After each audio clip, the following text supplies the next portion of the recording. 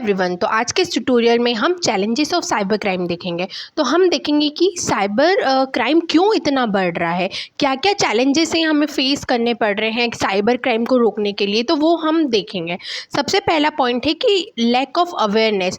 लोग cyber crime के लिए अवेयर ही नहीं है। आज के ज़माने में हर एक इंडिविजुअल जो है वो इंटरनेट को यूज़ कर रहा है, टेक्नोलॉजी को यूज़ कर रहा है, ऑनलाइन ट्रांजैक्शन कर रहा है, बहुत कुछ कर रहा है, लेकिन वो अवेयर ही नहीं है कि साइबर क्राइम भी हो सकता है।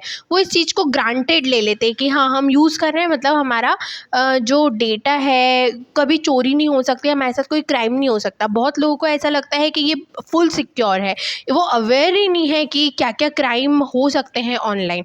तो पहला है कि individual are not aware about the culture of cyber security. Even बड़ी बड़ी ऑर्गेनाइजेशंस है वो भी अवेयर नहीं है, ठीक है, ये साइबर क्राइम के बारे में कि साइबर क्राइम भी हो सकता है। They are using the technology but उनको अवेयरनेस ही नहीं है साइबर क्राइम के बारे में।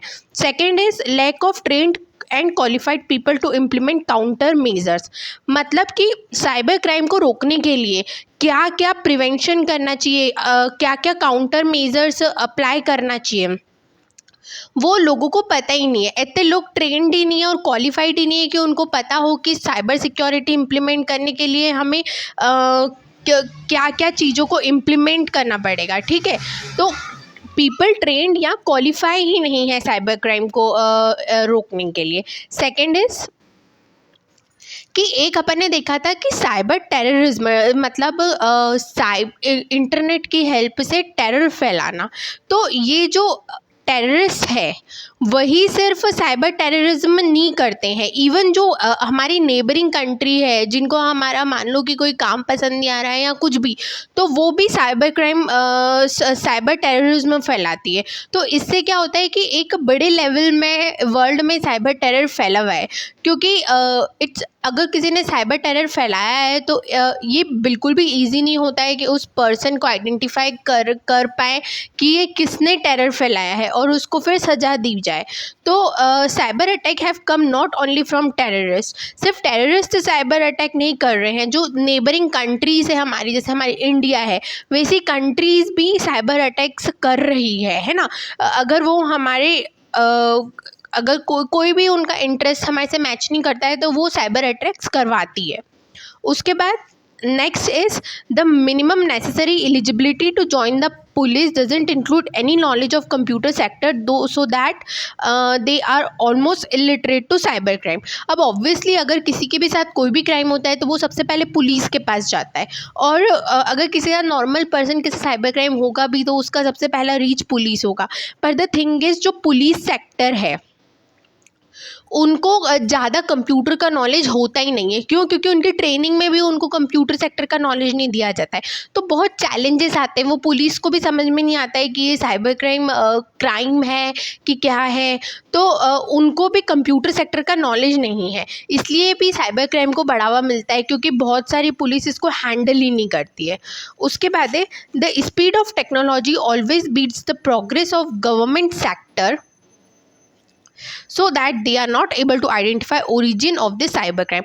अब ऑब्वियसली जो है टेक्नोलॉजी कितनी रैपिडली ग्रो कर रही है, तो गवर्नमेंट सेक्टर में इतनी ज़्यादा प्रोग्रेस नहीं हो रही है। गवर्नमेंट सेक्टर में इतने वेल क्वालिफाइड लोग गवर्नमेंट हायर नहीं कर रही है, ना ही कोई रिसर्च एंड डेवलपमेंट सेक्टर जितनी जल्दी टेक्नोलॉजी बढ़ रही है उतनी जल्दी ये रिसर्च एंड डेवलपमेंट सेक्टर या साइबर सिक्योरिटी को इम्प्लीमेंट करने के लिए गवर्नमेंट कदम नहीं उठा रही है, इसलिए भी साइबर क्राइम बढ़ रहे हैं, ठीक है। उसके बाद promotion of research and development in ICT is not up to the mark. ICT मतलब इंफॉर्मेशन एंड कम्युनिकेशन टेक्नोलॉजी। तो सबसे इसके मतलब ICT information and communication technology sector में रिसर्च एंड डेवलपमेंट डिपार्टमेंट को up to the mark promotion नहीं मिलता है। अगर उनको प्रमोशन नहीं मिलता है तो उनको किक भी नहीं मिलती है कि वो अच्छा काम करे और अच्छा रिसर्च करे और तरीके निकाले जिससे साइबर क्राइम को रोक पाएँ। तो एक चीज़ है कि उनको प्रॉपर प्रमोशन भी मिलना चाहिए। उसके बाद The next point is security forces and law enforcement personnel are not equipped to address the high tech crimes. Even जो security forces है, जो ये cyber security को ही implement करते हैं, उनको भी high tech crimes का ज़्यादा knowledge नहीं है और वो high tech crime को address नहीं कर पाते हैं। तो इसके कारण भी क्या होता है, high tech cyber crimes बढ़ते हैं और उनको रोकना बहुत मुश्किल हो जाता है। उसके बाद क्या है कि budget for security purpose by the government specially for training of law enforcement and investigators in ICT are less as compared to other crime। तो जो सरकार बजट निकालती है सिक्योरिटी पर्पस के लिए वो बहुत लेस है as compare to other crimes. तो इसमें इससे क्या होता है ना कि लोगों को प्रॉपर या गवर्नमेंट एम्प्लॉयज़ को प्रॉपर ट्रेनिंग नहीं मिल पाती है और लॉ एनफोर्समेंट एम्प्लॉयज़ को भी ट्रेनिंग नहीं मिल पाती है। ठीक है, तो ये भी एक बहुत बड़ा चैलेंज है कि गवर्नमेंट को क्या करना चाहिए, अपना बजट बढ़ाना चाहिए ताकि जो है वो लॉ इन्फोर्समेंट सिक्योरिटी पर्सोनल या इन्वेस्टिगेटर्स जो साइबर क्राइम को इन्वेस्टिगेट कर रहे हैं उनको प्रॉपर ट्रेनिंग मिल पाए।